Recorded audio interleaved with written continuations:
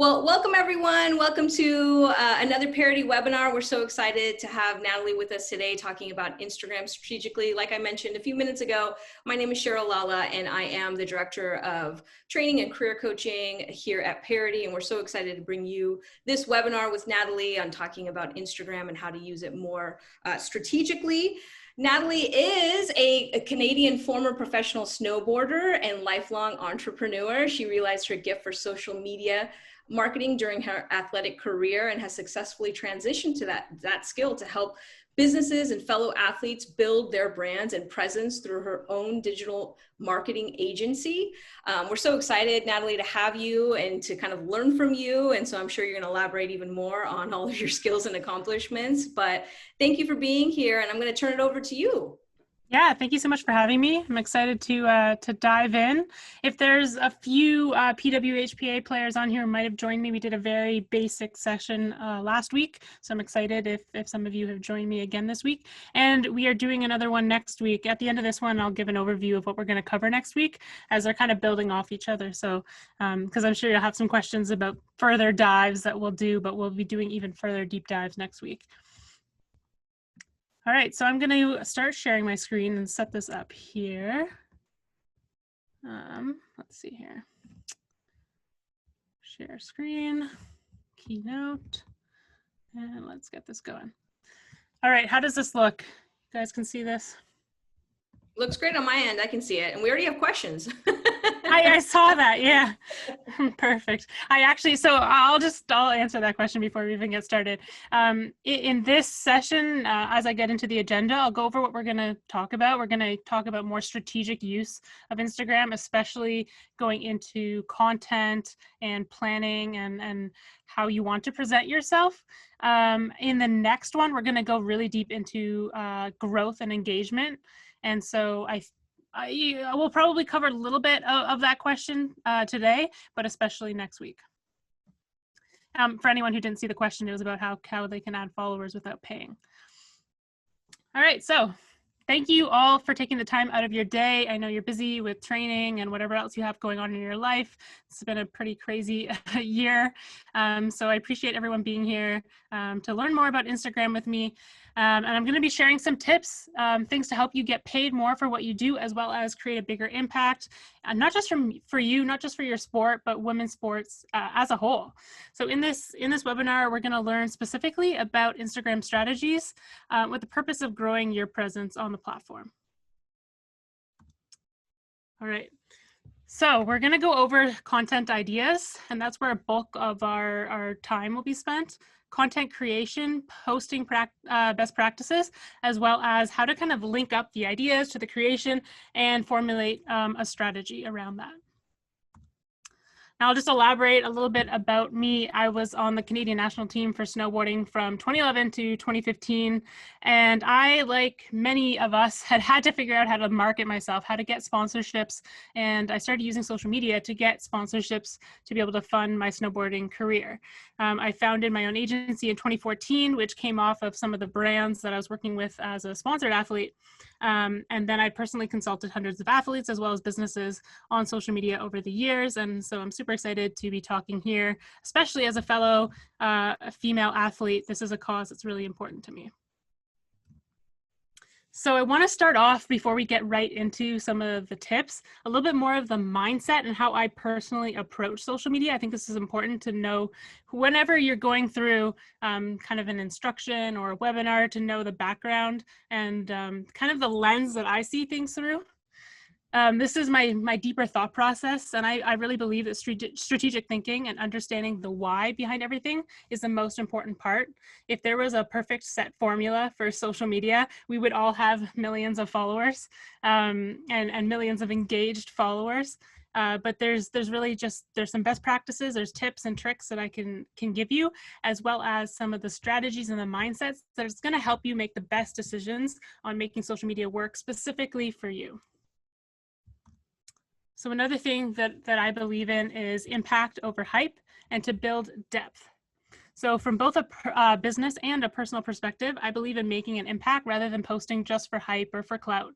A good thing to think about is that likes aren't everything. You're going to have posts where they have, say, 10 likes versus 100 likes, or 1,000 likes versus 10,000 likes. And just recognizing that even having one person or 10 people see your post is extremely impactful, especially if it's an important message to you, or you're really resonating with that person, that single person, or those 10 people that see it. Getting a DM from a young athlete who you have inspired or helped in some way, that's a really cool feeling. So additionally, there are influencers out there who have 1 million followers. And this is actually, it's kind of a case study that a lot of people bring up, but there was one influencer, she had, I think it was 2 or 3 million followers, and she launched a t-shirt brand, and she couldn't sell one t-shirt.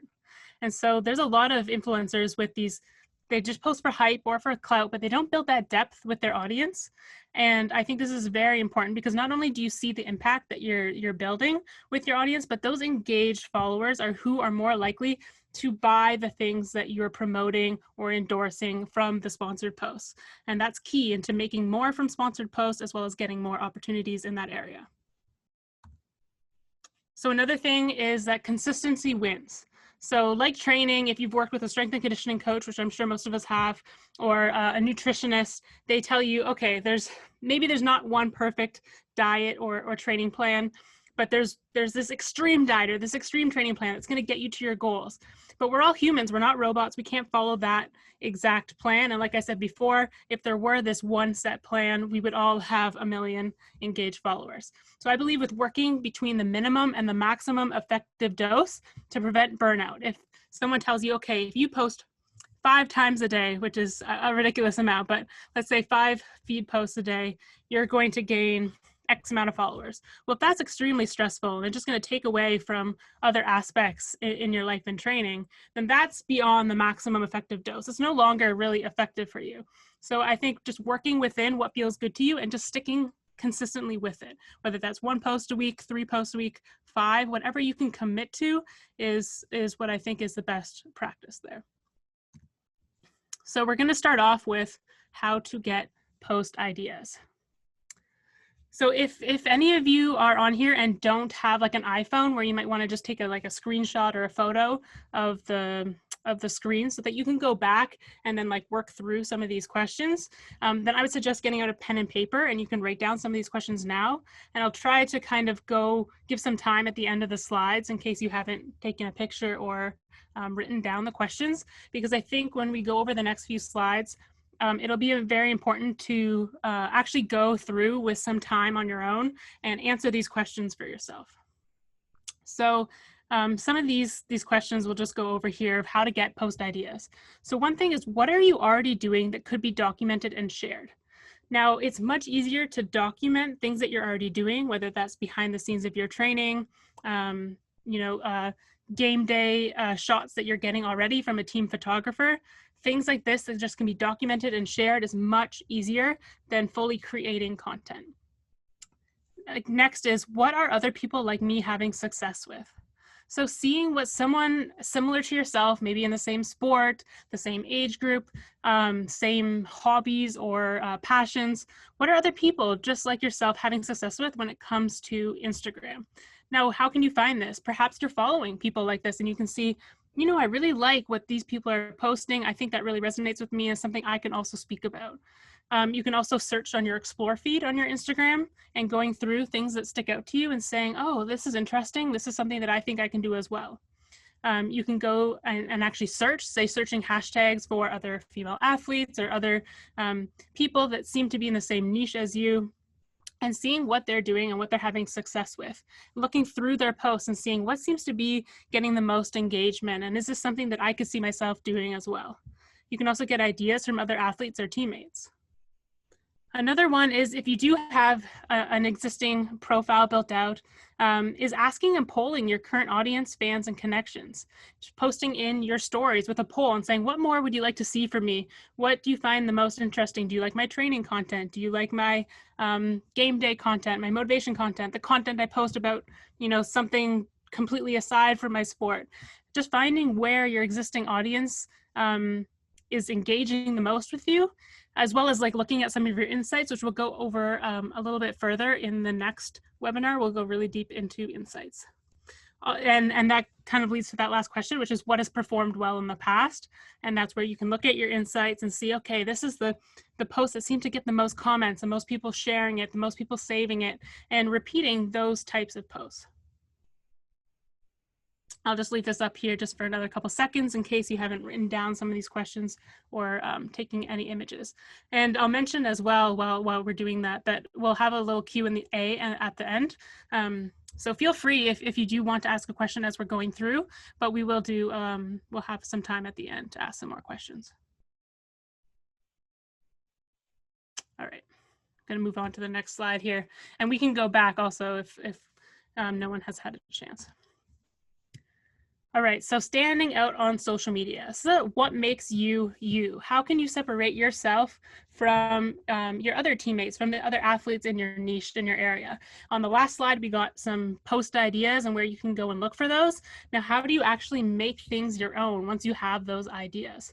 And so for me, self-awareness is key here. Asking yourself the following questions. What makes you stand out?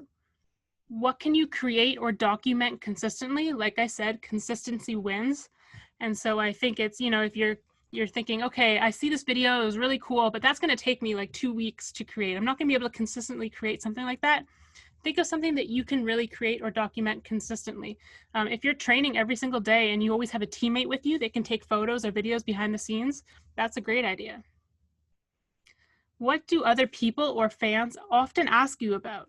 So what do you get a lot of questions in your DMs or in person from other people when it comes to what you do, your sport? Answering those questions on social media in the form of posts, videos, graphics, photos, however you want to actually post them out on Instagram is a great way to come up with content ideas that really are true to yourself and what you do, because these are things that already people are asking you about. Also thinking about how do you want to portray yourself? What do you want? What messages do you want to get across? If you're a mental health advocate or you're an advocate for other causes, are these things that you want to portray about yourself? How do you want yourself to come across in all your communication? And lastly is, what are you passionate about? And that could be outside of sport, mixing different things in. For me, one of the niches, just for an example, when I was snowboarding, was that a lot of snowboarders and action sport athletes aren't into training and fitness. And so for me, I was really into fitness and strength and being in the gym. And so I was able to kind of carve out my niche by getting into that space. And then for a lot of my sponsors, I was able to get sponsors who didn't have a snowboard athlete, for example, but were in the fitness realm, or snowboard area sponsors who didn't have someone who's also kind of building a bridge to the fitness world. So bringing in your other passions and things that you can speak about is another way to build depth and make yourself stand out when it comes to just gaining followers and building your unique audience, as well as when it comes to sponsorships. And then lastly, what are other people like me having success with, which is a similar question that was asked in the past one. Thinking about those things and really diving into what makes you you and what you think you can be posting about, writing those things and listing them down is important. So I'll leave this up here in case anyone hasn't taken a screenshot or written things down here. All right. All right, so creating depth. So this is just a thought process that you can kind of think through and break things down into.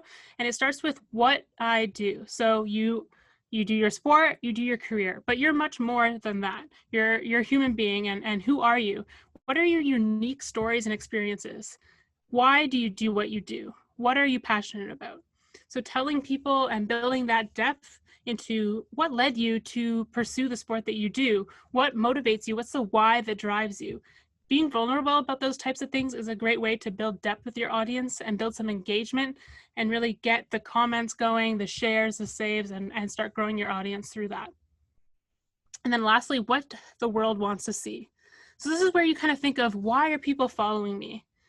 What kind of value can I provide to them? Am I bringing them inspiration, entertainment, motivation? For a lot of you, it could be motivating the next generation of female athletes.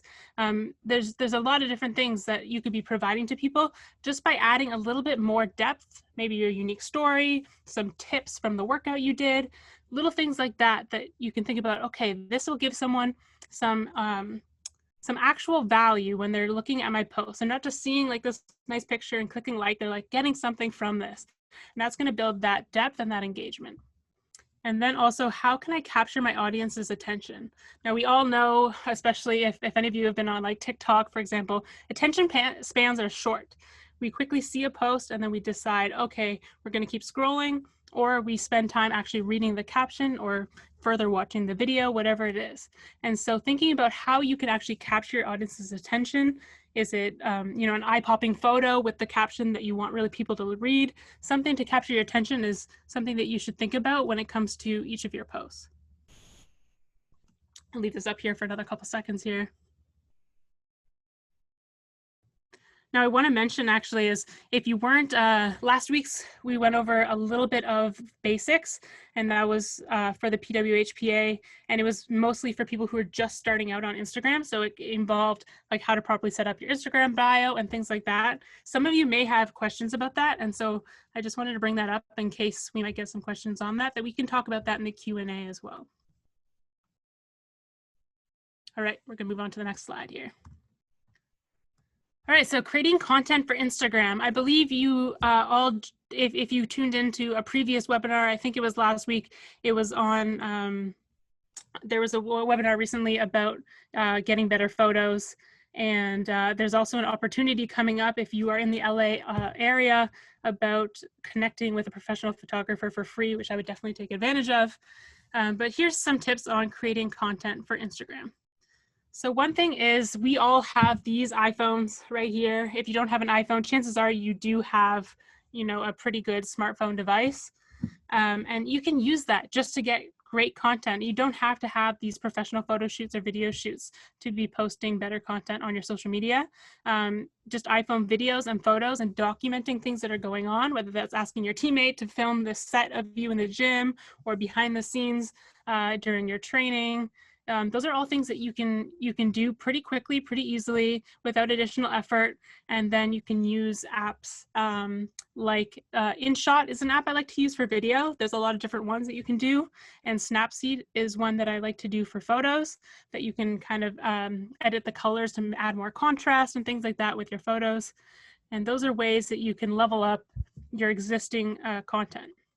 And then also collaborating with teammates, organizing together. How can we create content together in one big swoop? So getting together during your training and saying, okay, I want to get like 5 different pieces of content. How about we always know that we are doing these drills or we're doing this and it could look really cool. Could you film me in this angle while I'm doing it and I'll film you and take a picture while you're doing it? Collaborating is a great way to get some content done, as well as photo shoots. And there's that opportunity in LA I'll mention again, as well as team photos. So if your team already has a team photographer and they're getting photos, asking them, hey, do you have some photos of me that you could share? Or, hey, I'm trying to build out my Instagram presence. Is there any ability for you to make sure that, you know, you're capturing this in this moment?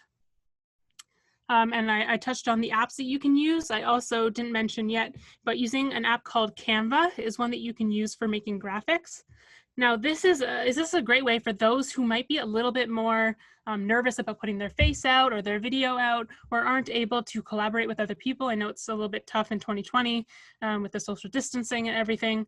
But you know, if you're better with the written word, this is a way that you can create graphics.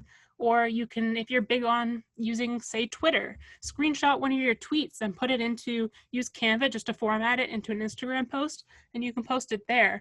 That's the cool thing about Instagram, is it allows you to post all different types of content types, photos, videos, graphics, and then behind the scenes stories. There's so many ways that you can get yourself out there depending on the format that you like to use. All right. So if you guys want to write down like the InShot, Canva, and Snapseed, those are the apps that I recommend. But there's you go in the App Store, there's tons of different ones across those spaces. All right, so posting on the feed and some of the best practices that I have for when it comes to posting. So the first thing to think about is sizing and crop. So as we know, Instagram has certain sizes that they like images to be in. There's a traditional square, which is actually 1080 by 1080 pixels, but it also allows you to post either a landscape, so a horizontal, or a vertical, so a portrait size image. And they've done some studies and they've shown that portrait-sized images and videos perform the best because they take up the most space in the feed. If you see like a landscape image, you'll notice that it only takes up a certain amount of height and people can easily scroll through. But when you have a portrait size, it's taking up that much more space on the feed and really captures people's attention. So that's definitely one tip that I'll give, is as much as possible, use the portrait sizing. But if you have an image that's great and it's landscape size and you know you can't crop it, that's totally fine as well. Next is for captions. So some of the best practices for captions, make sure that it's readable. There's an app called the Spacey app. I believe it's less than the price of like a Starbucks coffee, and it's only a one-time fee to get it. There's also Instagram Line Spacer, which is free it's on browser. You could probably just use your Safari. And if you type into Google Instagram Line Spacer, you'll find it. And it's actually the same people who created this Spacey app. And it's an app that allows you to create spaces into your caption without having to add like those. You probably see sometimes people add dashes or dots. Here you can just create clean paragraph lines. When it comes to tagging, always tag the photographer and give credits, as well as use location tagging. I think this is very important because people can find you through the location tagging. So if you're traveling and you're posting at a certain place, or you're at a certain event or tournament, for example, and you're tagging the location, that's another way that you could get found and get seen on Instagram. And then lastly is hashtags. Hashtags you can use in the bottom of your caption or in the first comment. If you're someone who likes to add hashtags to the first comment, just make sure you do that almost immediately after your post. Otherwise, especially if you have using hashtags that are very popular, really largely used hashtags, it's very hard to rank in them already. And so even being like 30 seconds or 1 minute or 2 minutes after you posted and then posting using that hashtag, it's not likely to actually rank in the hashtag if you're not fast on it. Also, you want to make sure your hashtags are relevant to your audience. So what is your audience looking for when it comes to hashtags? For example, I could be hashtagging, let's say hashtag food, hashtag good eats, but most likely, even if my post does have to do with food or nutrition or the way I'm eating, you know, people looking up hashtag food or hashtag good eats might not be looking for a female athlete to follow. They might be looking for a local foodie. So thinking about what's relevant to your audience specifically, and then as well as what's relevant to that specific piece of content. So whether it's training or gym or what's the certain lift you're doing or things like that. And we'll dive in even deeper into hashtags next week, because next week is going to be really focused on Instagram growth specifically. And so we're gonna dive even further into that. So I'll leave this up here just really quickly. But if you have any hashtag questions, we can also answer them at the end. But I do have a hashtag strategy that we'll talk about next week. All right. Okay, so after posting, this is really important. Do not post and ghost, especially if your goal is to build deeper engagement, more engaged fans and followers on your Instagram. If you post and ghost, it's not going to allow you the chance to really connect with people. You're saying, hey, listen to me, put something out here, and then leaving the app. I would recommend, you know, when you're going to go and think about, okay, what time should I post? Think about it a time that you have, you know, at least 15 minutes after you do the post to actually answer to early comments if you can. As well, when you first get a first comment, you can answer back with another question to that person who just commented and get more engagement.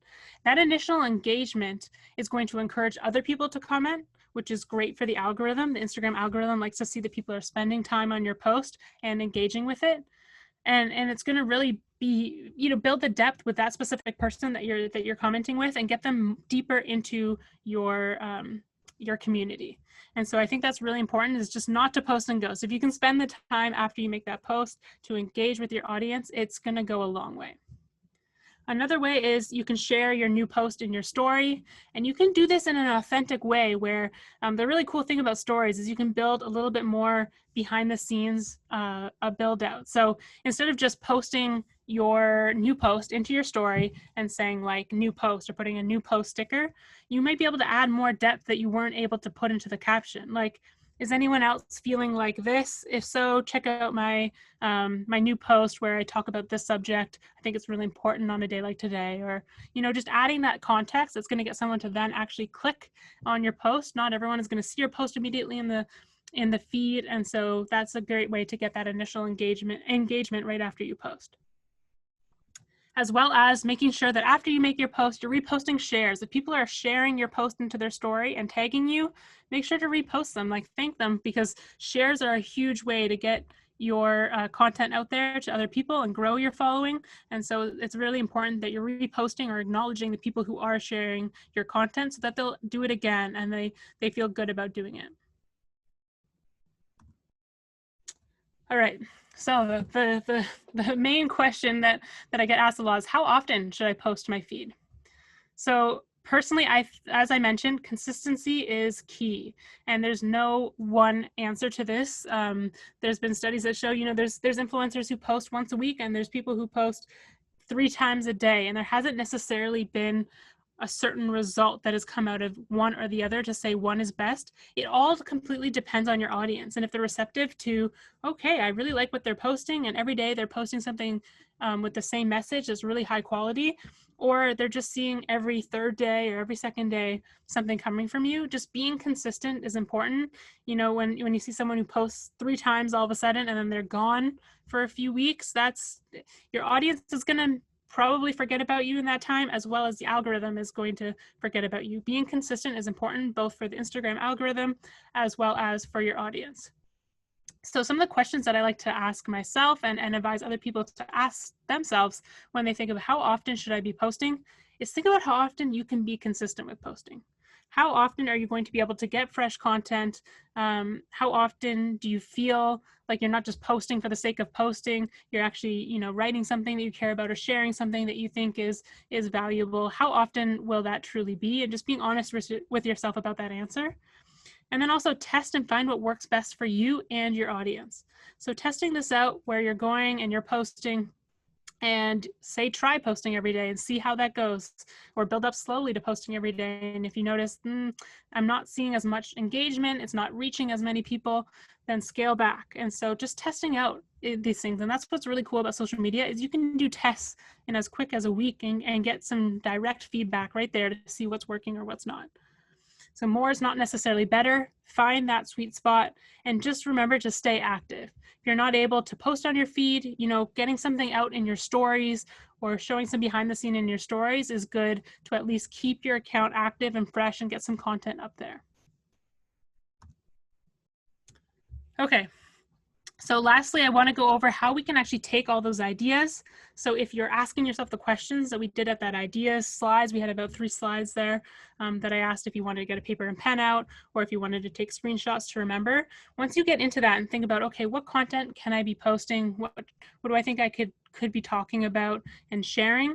How do you take that into, creating content and then actually strategizing of how you put it out there? So the first step is asking yourself those original questions and listing out the ideas. What I like to do is think of every idea that comes to my head and just fill up a paper with it. Then the next, you're going to compile the ideas. So go through all those ideas and see what kind of themes and topics keep coming up. How can I pool these themes and topics together? So I see, okay, I'm really into mental health. That seems to be something that resonates with people. Talk about that more. Motivation and mindset, and then training. And then I'm like, okay, those are the 3 things I'm going to really focus on creating content for and working on. And then of course, asking yourself that question that I mentioned a few times is, what can I easily document or create? Because it's going to be harder to create, especially if it comes out, you have this idea and it's for a video, but it's going to need a director or 2 filmers to work with you on it. That's going to be a little bit more difficult. So just thinking of what can I easily document or create and how can I pool these ideas together? Then creating a plan. So what can I commit to? Okay, I can commit to 3 posts a week, and I'm going to do 1 post on mental health, 1 post on, behind the scenes of my training, 1 post on this. And then that gives you a plan to execute on. That gives you a plan to go, okay, every week I need to get 3 new photos, or a photo and a video, and a repost of a tweet that I did, or things like that. And you can go and create or capture that content. You can go and post, and then you can evaluate and see, how is this working? Is this strategy working for me? Is it something I can easily stick to? Are people resonating with it? How is it going? So that's how you can kind of turn those original ideas into a strategy that you can stick to and evaluate. So in summary, we went over today about social media mindset. We went over post ideas. We went over content and posting best practices, as well as building out your strategy. And so next week, what we're going to get into is account insights. So we're going to talk more about assessing content and strategy, as well as post timing, Instagram growth and engagement. So we're going to go over hashtags, outreach, and collaboration. So the person who asked the question at the start, how can I get more followers without paying? We're going to go even deeper into that. And I think in this webinar, we answer a little bit of that question where it comes to posting more value and adding that value and finding your niche that's going to attract people. And then next week, we're going to go more into like growth and engagement with more of like the outreach and the active ways that you can try to grow your account a little bit quicker. And we're also going to go a little bit into Instagram stories next week as well. So before I actually get into the Q&A, I'll go over a couple things if we do want to discuss. I know in my webinar last week, I focused a little bit more on the basics, and that was when I talked about how to optimize your bio, the type of account you want, you know, a business or a creator account, things like that. So if you want to ask some of those questions, feel free to ask those questions in this one.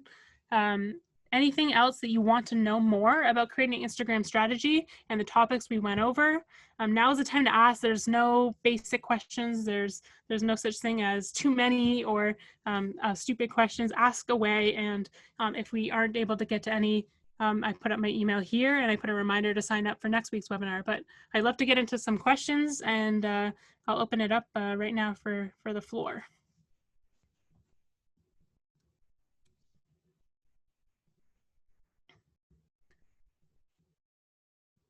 Anyone have any questions they want to ask here? I think I'm going to the Q&A here.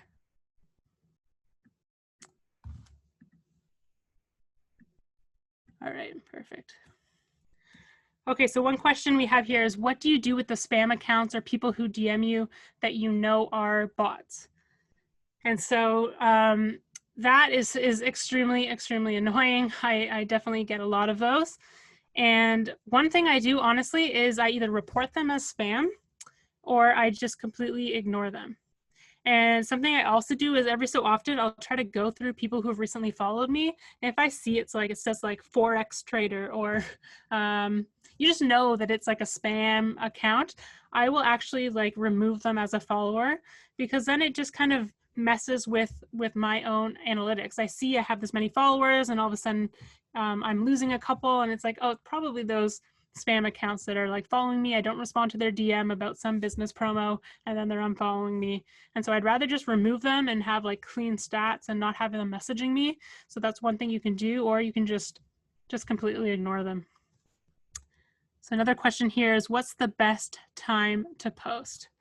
So there's not one set best time, and we will get into, when we go into insights next week, about more on post timing. But I think just thinking about how like when you can post and not post and go. So if you know you're training all day, don't post in the middle of your training session when you know you can't be active in answering any comments that you get and that initial engagement after you post.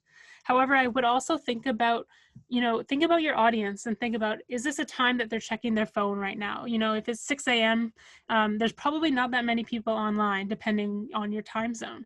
And so thinking about those types of things, thinking about, okay, is this a time that I know even for myself is a time when I'm done training or I'm getting off work where I'm checking my phone. Chances are there's a lot of people similar to me checking at this time. Is that a good time?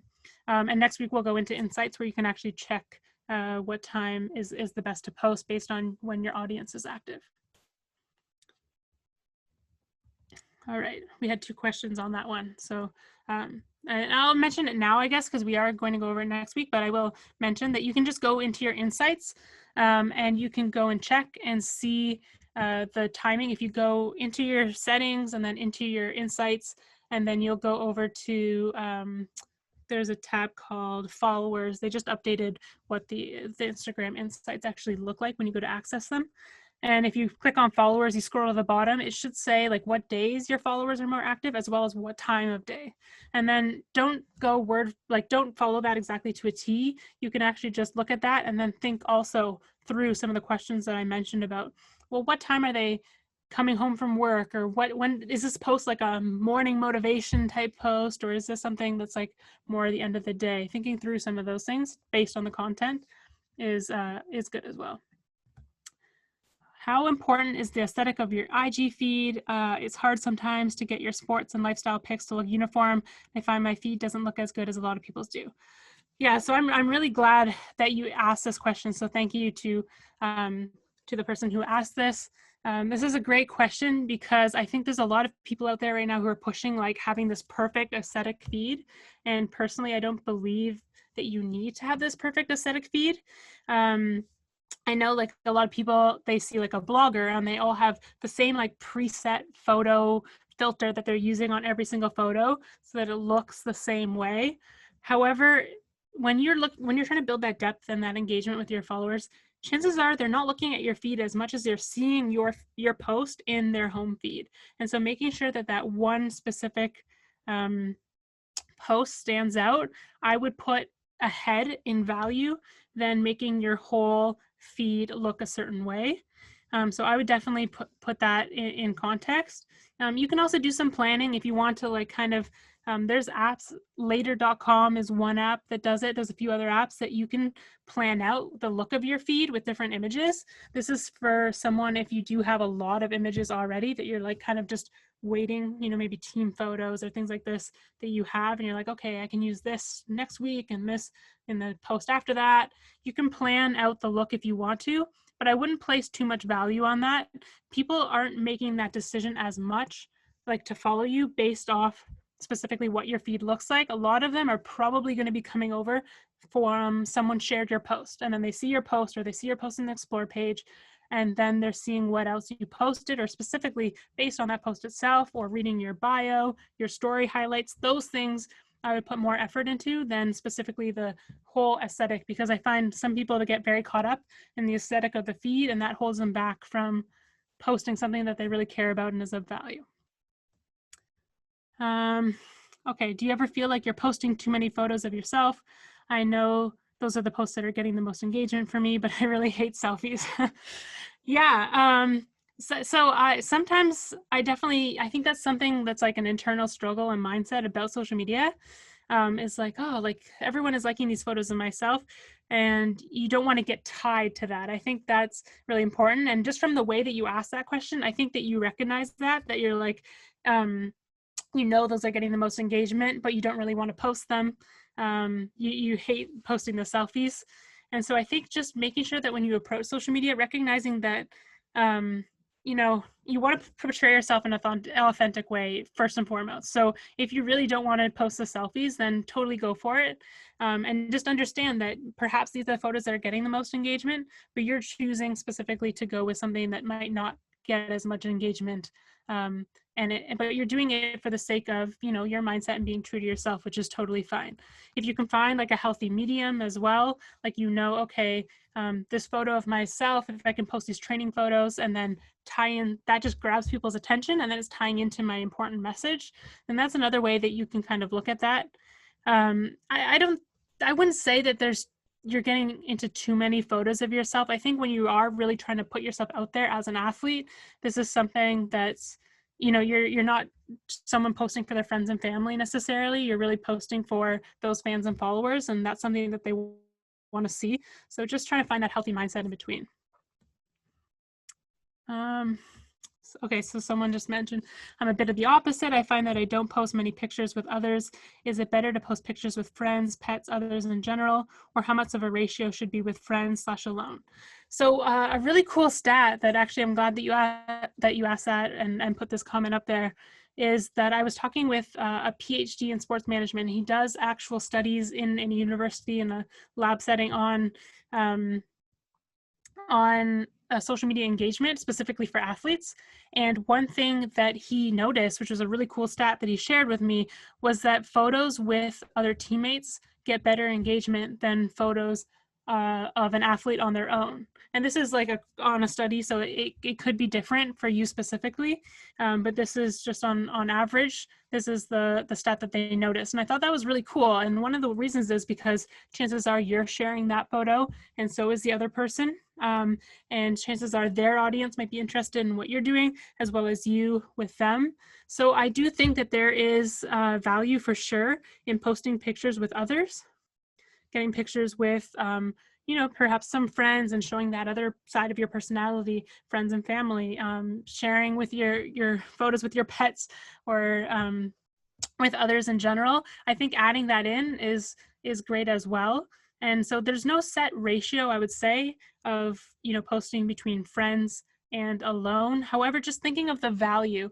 For example, I know if I have a photo with my friends, chances are like I'm posting it more for my friends and family. However, my Instagram account, and the reason I'm building it out, isn't necessarily for my friends and family. That might be something I put on my Facebook or I share on my story, just to build some more depth and there, and because I do want to post that, or something that just I share with a group chat. It doesn't necessarily have to be something that goes on the main feed. Just finding that kind of in between and how good you feel about it personally. But I do think, if you're trying to build out your persona as an athlete and put yourself out there more and grow your profile, just making sure that you are using it for that purpose, a little bit more than friends and family, but there's no harm in kind of going in between that. All right, I think that was about 6 questions. I think I answered most of them here. If I didn't answer anyone's questions, here we go. I have another question here. How much time do you set aside per day to allocate to Instagram?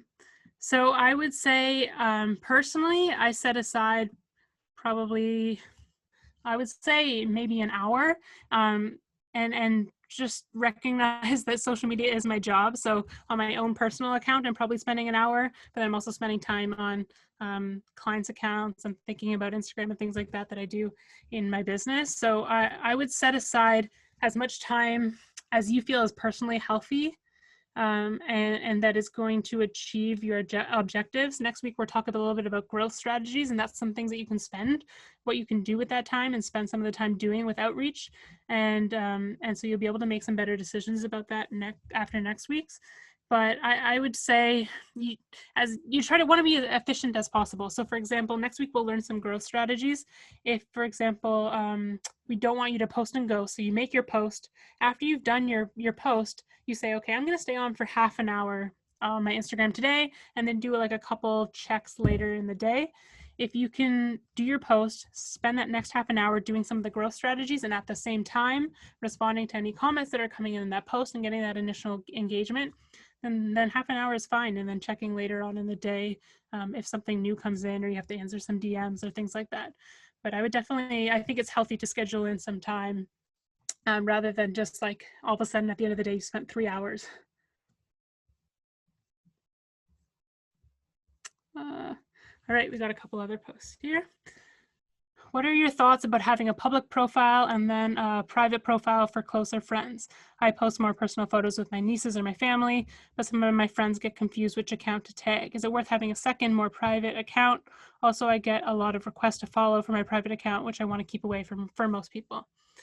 Yeah, so I've seen some people, succeed with having one account, or some people who have succeeded with having 2 accounts. And I do think that comes down to you and your personality and how you want to use it and approach social media. If it makes more sense to you and it's healthier for your mindset to like, okay, this is my private profile just for posting that family and friends content, and then this one is my public one, then I think that's fine. And if some of your friends, they get confused which account to tag, or you're getting some requests for the private account, I think just managing that.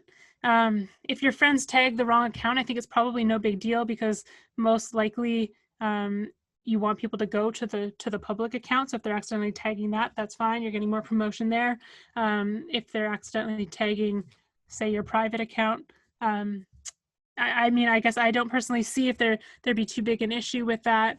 as well as getting some requests to follow the private. I think just making sure that you just hit no except for family and friends on that one.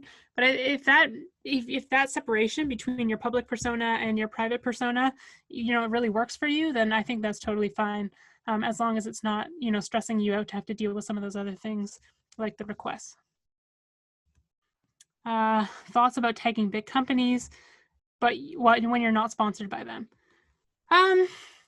So yeah, there's kind of two sides of the coin on this one. For example, if you have a competing sponsor, then I would definitely not do this, because it's going probably against some of the things that they're wishing for you to do.